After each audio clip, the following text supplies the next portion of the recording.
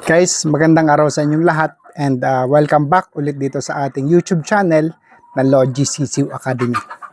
Master Marcos ulit ito ng Team Logis. So, pasensya na kayo.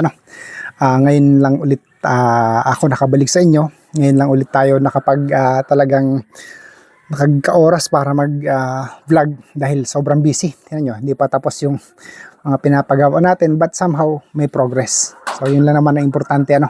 Araw-araw may nakikita tayong progreso sa ginagawa natin. So anyway, pag-usapan natin sa video episode na to ang manpower structure ng isang farm. So isa ito sa pinaka-importante. Actually, ito ang number one, ito ang pinaka-importanteng parte ng isang farm. Dito nakasalalay ang buhay ng isang farm. Manpower structure. So ano yung tinatawag nating manpower structure? Kumbaga sa tao, ito yung ito yung kalansay. Ito yung kalansay. Ito yung nakikita mo itsura ng tao, kita mo mukha niya, kita mo palabas sa kanyuan, pero ito yung nasa loob, ito yung skeleton. So sa building naman ito yung mga nakikita mo na yung tibay ng isang building. Nakikita mo isang building magandang-maganda, pero yung mga haligi hindi mo na makikita eh. Yung pundasyon hindi mo nakikita. So that's the structure that I am talking about. Now, dito sa operations ng farm, pag hindi magandang structure natin, pag hindi magandang manpower ng structure natin, it is and it will be a guaranteed failure. It will be a guaranteed failure. So sa mga gustong pumasok ng pagmamanok, isipin nyo muna to. So isalang-alang natin ang paggagawa ng manpower structure sa isang farm, ang design ng manpower structure. So, paano ba? So, ang gusto kong sabihin dito sa dinidiscuss natin is unang-una, ano ba yung mga aspeto, ano ba yung mga departamento ng isang farm? Unang-una, breeding department. Pangalawa, maintenance department. Pangatlo, kung may laban kayo, conditioning department. At kung ano-ano pa. So maraming areas. So lahat ng yan nangangailangan ng tao. Lahat ng yan nangangailangan ng tao. Sa breeding, sa breeding, tingnan nyo. Kailangan kung halimbawa, kung gusto nyo mag-breed ng marami, kailangan marami rin kayong tao. Sa breeding, minimum 2. Bakit 2? Unang-una, kung halimbawa 100 ang babae mo na gamit, sa 100 na yan, minimum na broodcock mo is 20. Kasi kung ang ratio 5:1, so 20 broodcock ang kailangan mo. So, 120 heads ang kailangan tutukan ng tao mo. Ngayon, sa pagpapakain, sa paglilinis, kayang-kaya naman yan. Sa pagnanumber ng itlog, sa pagsalang sa incubator, sa pagsalang sa hatcher, kayang-kaya naman ng mga tao nyo yan. Ng isang tao lang. Pero take note, pag ganyan nakadami, tapos minsan may tumamang sakit sa breeding nyo, hindi kakayanin ng isang tao yan. So ako pag nagbe-breed ako, mga 150 ang gamit ko na mga babae, 200. So may 2 tao akong in charge sa breeding. Isa yung main at saka isa yung assistant. So sa 2 yan, very efficient na ang design. Yung pag number 1 kasi sa akin, kalinisan. So yung paglilinis ng mga painuman, paglilinis ng pakainan, pagwawalis ng ipot sa breeding pen, and yung pag-obserba sa mga manok na posibleng naglulungkot-lungkutan kasi tatamaan na ng sakit. So, maaga na detect, maaga nakikita.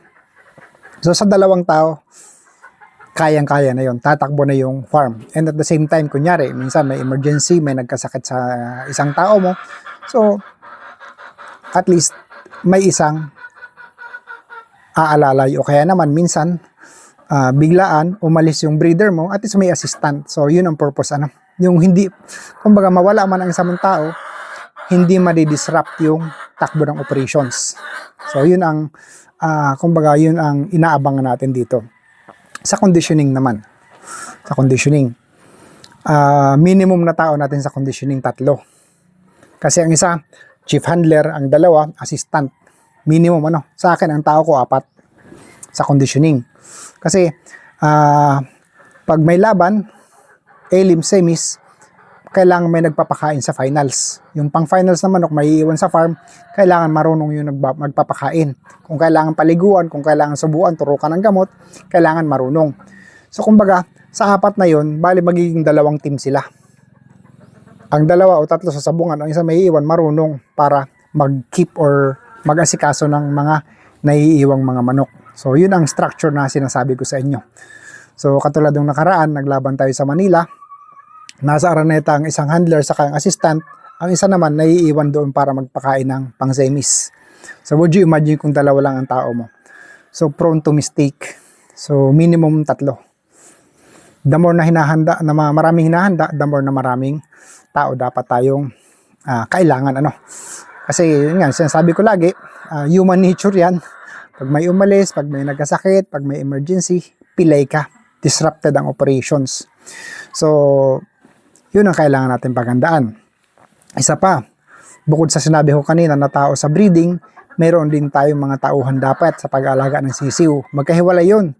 Kasi isipin mo, kung ang tao mo isang breeder lang, nagbe-breed na ng mga manok, nag-oobserba na ng mga breeding materials, nangungulekta ng itlog, naglilinis na ng pen, maya-maya, pupunta pa siya para magpakain ng sisiw, magpainom pa ng mga sisiw, maglilinis pa ng mga sisiw. So, hindi nakakayanin ng tao yan.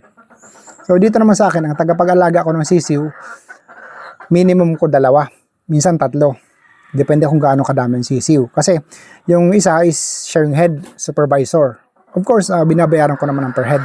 So, yung isang supervisor na yan, siya yung responsible siya yung command and responsibility, So, mag-i-command yung mga assistant niya.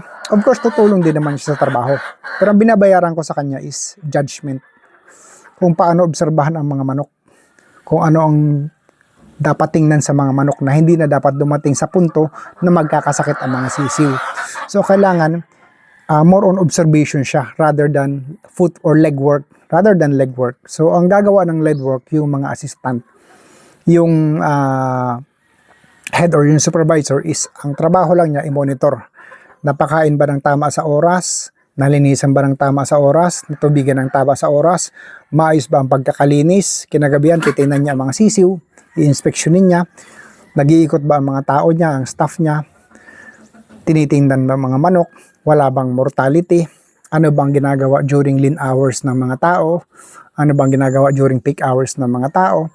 So, kumbaga, dapat kada isang departamento organisado.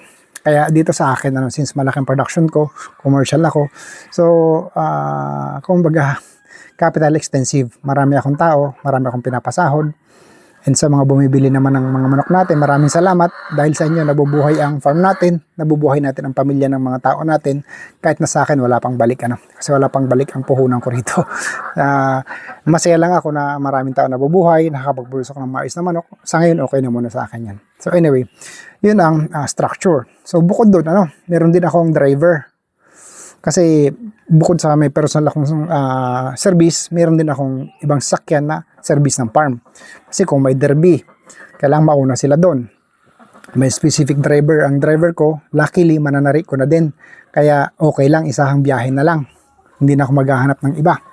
So, yung driver na yon pwede na makatulong, magbuhat ng mga limber, magbuhat ng mga folding cage, magdala ng manok sa mga malalayong sabungan.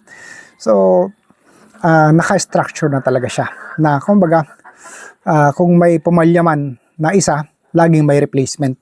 So, dapat ganun yung tayo natin ng farm. Kasi ang iba, minsan tayo, na-overwhelm lang tayo, masyado lang tayong nasisiyahan, masaya lang tayo sa nakikita natin na mayroon tayong farm, masaya tayo sa nakikita natin na